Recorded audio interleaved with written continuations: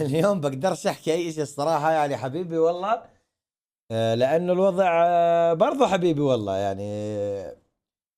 اعزائي المشاهدين، حقيقة الفيديو المفبرك على صفحات الانترنت وصفحات التيك توك، إذا لاحظتم في الدقيقة 25 قبل قفز ماهركم من سطح العمارة، فنلاحظ أن هناك صدى صوت لعين، ونلاحظ بأن الفيديو مفبرك وواضح تماما، وأن هذا الأمر حقا فعلا. والله حبيبي والله خلاص الموضوع شباب. يعني كلنا بشر، وبرضه كلنا يعني حبيبي والله. مش عارف شو احكي، بنحكاش في هيك موضوع. او حاب تضيف شيء؟ والله حبيبي والله. قضيف. شو ما ظل ما فيها اقول لك، اضافه ما هو والله يعني يعني يعني ماركو معروف بالبعارات، هو يعني احد البعارات اللي طيب. صارت.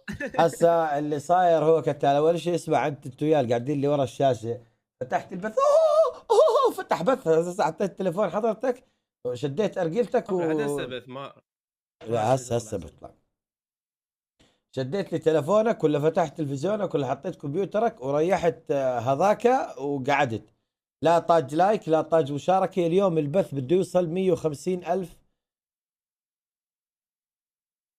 كل، يعني راح نموت 150 ألف مرة. حبايب قلبي شباب، والله جد أول شيء بعتذر. هو كان بث 18 ألف ساعة، فيعني بتحصل في أحسن العائلات وبتصير. الله يسعدك والله. حلوا عني يا زلمه، بس لا تسوق لي فيها، لا تسوقوا لي فيها كلياتكم. وما امير المؤمنين ولا